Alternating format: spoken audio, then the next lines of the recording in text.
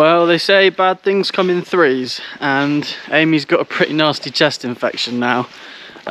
So I've left her in the van having a snooze, and me and Oro have gone for a little bit of an explore around this little town that we're staying in.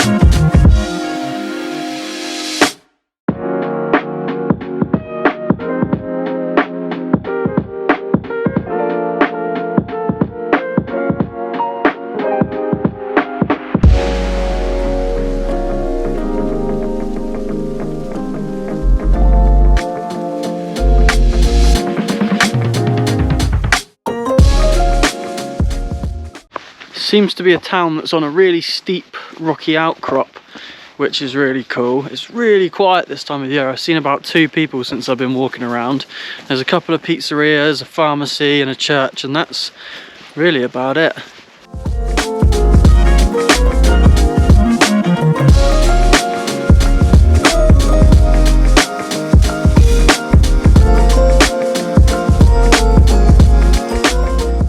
I found a guy on WhatsApp. He works at Levante Campers down in Barry, which is about a 2-hour drive from where we are now. He said he's able to order a window that's the right size, and it's going to come on Friday. Now, whether that's Friday morning or Friday evening, or if we pick it up Saturday, we're not sure. But I've put a down payment of €100 on it, and then I think it's going to cost us $250 in total for the window. Quite lucky that we're able to get one so soon. I was thinking it was going to be at least 2 weeks before we actually found anything that would be suitable. But yeah, really good news. So that'll be our next challenge, is getting down to Barry, picking up the window and then fitting it on the road. So I've been typing in what I want to say into Google Translate, copying it and sending it to him on WhatsApp. He's been replying in Italian, and then I've been copying that, putting it in Google Translate, and so far so good. Let's hope we get the right window at the right size. But yeah, we'll keep you updated.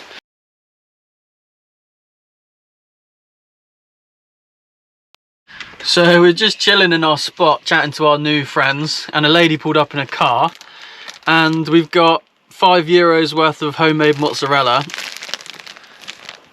And it weighs a ton. This is going to last us a while.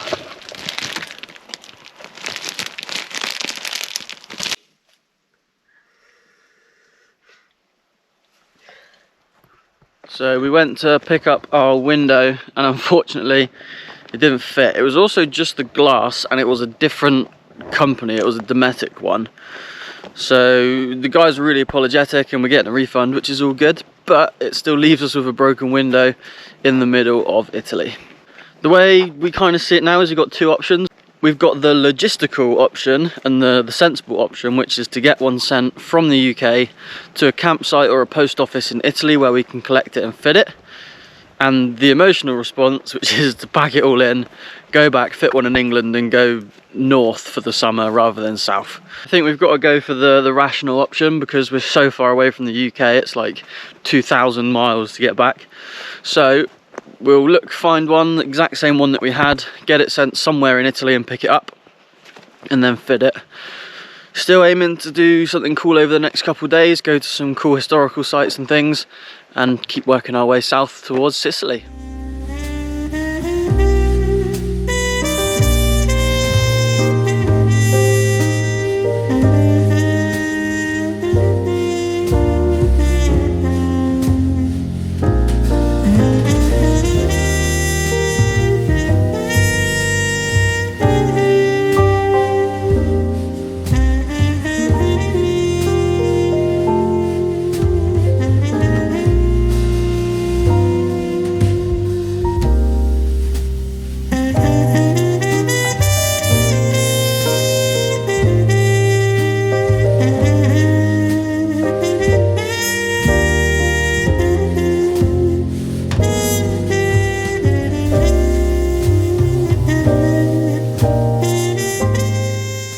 town that we were in was called Panni, and it was a really sick town. It was really cool. The whole air was completely free.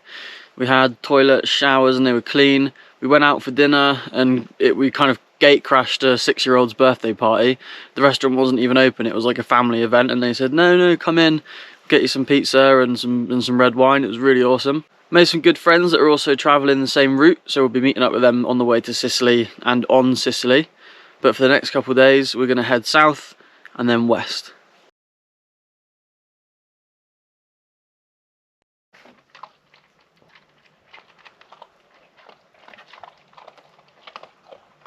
Today we are heading to Alberobello, which is quite a hard name to pronounce. Alberobello.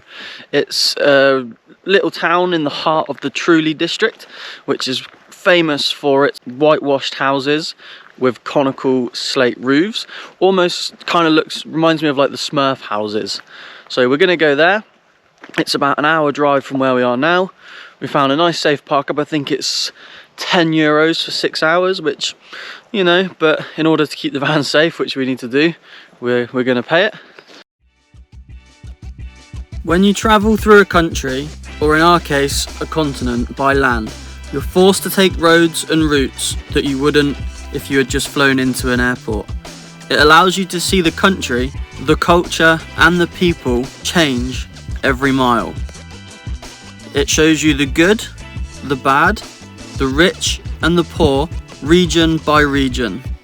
You see the landscape, geography, political and social climates change. You notice the impact of history and see why a region or country has become how it is. You are forced to take the good and the bad, the easy and the uneasy, and try to work them out and build your own opinion rather than what the media or social media want you to believe. We have found Italy to be a very diverse and complex country. It is not the Rome, Naples, Milan or Venice that you see. It is not a country plagued by poverty. It is something completely different, not to be overlooked or underestimated. Italy is not Europe, but you'll just have to drive through it and make your own mind up.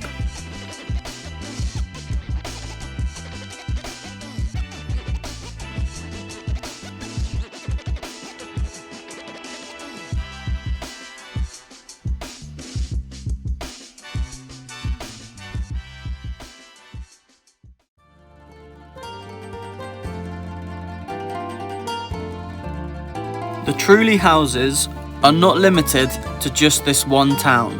The whole region is dotted with this style of house. Alberobello has the highest number and best preserved structures. They are thought to date back thousands of years, inspired by the ancient Greeks, and were mainly used by shepherds and farmers for storage and seasonal accommodations. They are thought to be built in this way so they could be easily dismantled and moved by their owners to avoid paying taxes set by the Kingdom of Naples. The Trulli style of house was illegal until 1797.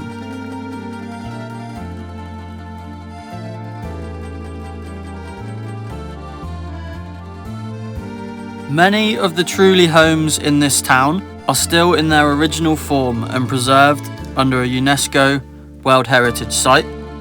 Some have been turned into museums, others into shops, and some into restaurants. It's crazy that some people still live in these with all the comforts of 21st century life.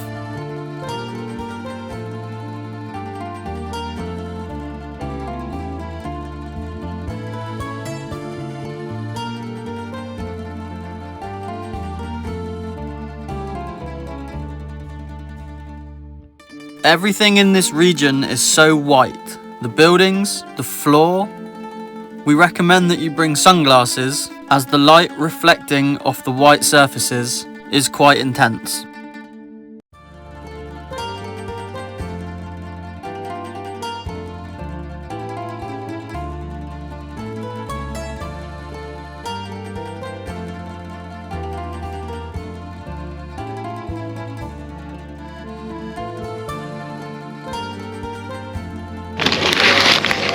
ricotta and pistachio cream.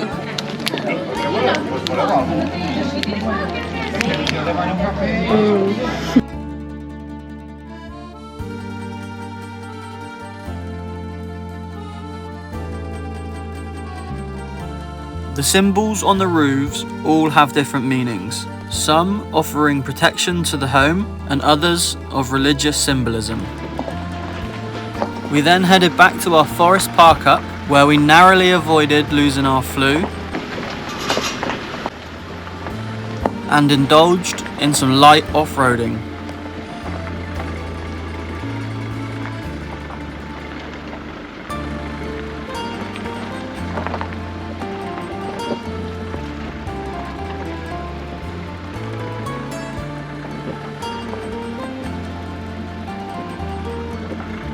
I'd hoped that this camera angle would have made for some interesting content.